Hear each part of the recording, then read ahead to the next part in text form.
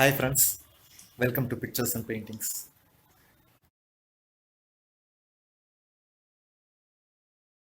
Hyacinth macaws. This is my second painting of this beautiful blue macaws. I composed this particular painting using two reference images. The bird you see here is from one photograph and this one from a different one. In fact, there was a big branch which was going over the reference photograph and I had to reconstruct this particular portion by myself. So it was a very satisfying experience doing this. And also, this is one of the paintings where I have tried a very dark background and contrasting lighting on the birds. So, uh, but in fact, it did not consume as much time as I expected it to be. When I started painting, I used to take 12 hours plus. I completed this particular one in under 8 hours. So in this video, I am going to walk you through how I painted all the light information and the beautiful feathers that you see on the birds. It's fairly easy process. I hope you like it. Preening. Preening is a behavior found in birds where it uses its beak to clean the feathers and keep the parasites in check. It's also the way in which they exhibit affection and care for their loved ones. When I decided to do a painting series on parrots, while I wanted to cover different varieties of parrots, I also wanted to cover their activities. So when I came across these references, it was very impressive and I really wanted to paint them. But then I felt the posing has to be a little bit more stronger, and that's where I thought I will fuse both these images, take the best out of both the worlds, and then paint an image. I'm quite used to doing this. So in this case, the first challenge was to get the parrots from two different reference and make their action fuse well together. I'm not art student. Painting is self-taught, but I would always like to do freehand sketches, even if it means a lot of struggle to get the proportions right. But still, towards the end, the satisfaction that you get makes all the efforts worth it. So the pencil sketching stage turned out to be the trial ground where I wanted to ensure the pose and the composition was working well. So I started with a very rough sketch, and once the sketch was working, I started penciling the details. As the sketch was almost getting done, the biggest dilemma I had at that time was whether to start with the birds or go for the background. In most of my recent paintings, I am completing my main subjects and then keeping the background simple.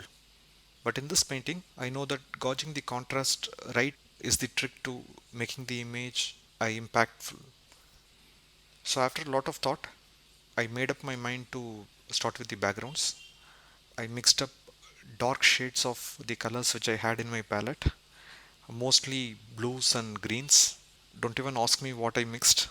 Once I was pretty much happy with the shade, I started painting the background using a wet on wet technique. So I applied a layer of water in the background and then put the wet paint on it. Around the sides of the paper, I reduced the amount of water so it was becoming more of a wet paint on dry paper, creating the beautiful texture, and left a little bit of whites in between to create the variations. I had to do a few layers of paint on top of each other to get the desired darkness. Once this was done, I moved on to painting the bird. I started with the yellow portion of the skin, which was around the eyes and the beak, and then moved on to painting the eyes. From what I have noticed, once the eyes are done well, it gives a lot of confidence to paint the rest of the portion of the bird. And I always know that I'm going to give the maximum level of detail on the eyes and beak and not going to compromise there.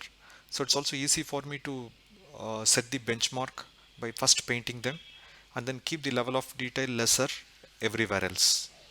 Photographs carry a lot of information and it is not necessary we have to paint each and every information.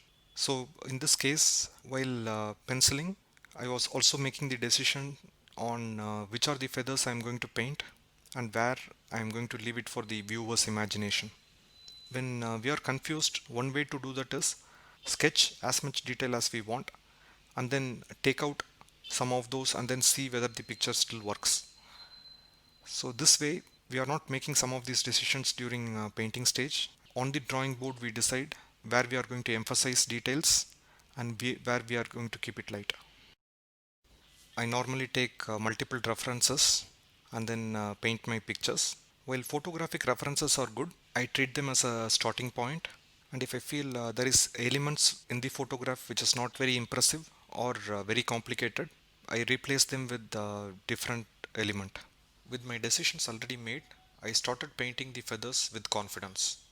And one challenge I have traditionally had with the watercolor painting is once I start putting my base wash used to be so strong where it takes off the pencil sketching details. And many a times I had to again figure out where I had originally intended to have the feathers. So in this painting, I kept my base wash very diluted. Painted the darker gaps and the shadows that come when they overlap with each other, and left the area where the light is going to be hitting as white. I have tried this in a couple of earlier paintings, so I was very confident about this technique, and in fact it worked really well here.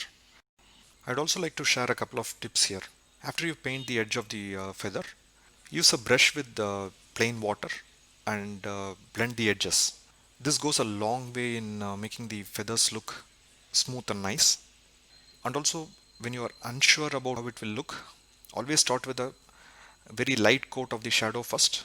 Once you like how it is coming, you can always keep layering in more darker coats, because the reverse wouldn't be possible. Once you already leave a dark coat, next to impossible to take it off without any damage. To summarize, have a good pencil sketch of the bird you are going to be painting. In the pencil sketch, ensure you have simplified the feather details and indicated the feathers that you would like to be there in the painting. When you paint, start with very light base wash in places where the shadows would be normally coming. After the base wash, you can start painting the contact shadows around the feathers. Blend the edges of these contact shadows with plain water to get soft edges. Similarly, decide upfront where your light information is going to be and then leave that without any base wash, and only paint the shadow details in the bright area. So here I applied the same technique for both the birds, and once when the birds were complete, I wanted to show the proximity, so I did another layer of shadow between the two birds, and that's it. I was done with this painting. I hope this technique works out for you as much as it is for me. If you're trying this, please share your painting. I will be very much interested in seeing that. Please share your comments and thoughts if you like what you are seeing, and stay subscribed so that we can keep sharing our art videos. Happy watching. If you like this particular painting and want to see a more detailed version of how I went about doing this, you can check detailed videos that are published in 3 parts. Links are here.